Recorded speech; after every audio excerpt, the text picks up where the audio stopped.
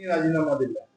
खरं तर आपल्या सगळ्यांसाठी ही आनंदाची बाब आहे की मागील अनेक दिवसापासून जंतर मंतरवरती ज्या पद्धतीचं आंदोलन हे पेपरफुटीच्या बाबतीत पेटून उठलं होतं आणि देशभरातील सगळ्या विद्यार्थ्यांच्या भविष्याचा हा प्रश्न होता. त्यांची रास्त मागणी होती की फक्त शिक्षण मंत्र्यांनी राजीनामा या ठिकाणी द्यावा.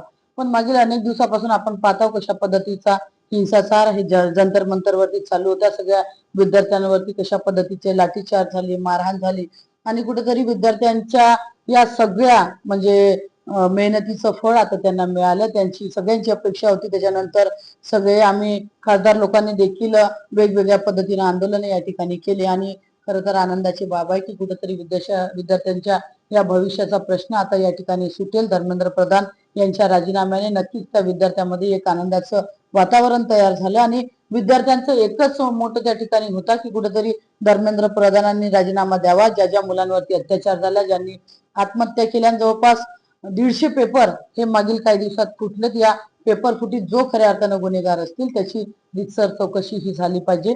आजचा हा विजय खऱ्या अर्थानं संविधानाचा विजय आहे. सगळ्या या विद्यार्थ्यांनी घेतलेल्या मेहनतीचा विजय आहे. त्यांच्या भविष्यात नक्की काही ना काही चांगलं होईल त्याची ही चांगल्या पद्धतीची नांदी या ठिकाणी आपल्याला दिसत आहे. राजीनामा झाल्याशिवाय चर्चेला तयार नव्हते, आता चर्चेला तयार होणार आहे. नक्कीच मागच्या वेळी देखील स्वतः शिक्षण मंत्र्यांनी आणि काही भाजपाच्या मंत्र्यांनी त्या शिष्टमंडळाला बोलावलं. शिष्टमंडळाला बोलावल्यानंतर 4 तास त्या मुलांना तिथं वाट लावली, पण त्यांच्याशी कोणी चर्चा देखील केली नाही. त्याच्यामुळे आता जेव्हा त्यांना परत संसदेत चर्चेसाठी बोललं तर ते कोणीही चर्चेला यायला तयार नव्हती आणि त्यांची ही भूमिका अतिशय ठाम भूमिका होती की जोपर्यंत शिक्षण मंत्री राजीनामा देणार नाही तोपर्यंत आम्ही चर्चा करणार नाही. म्हणजे कुठेतरी या विद्यार्थ्याच्या या आंदोलनाच्या समोर सरकारला झुकावं लागलं.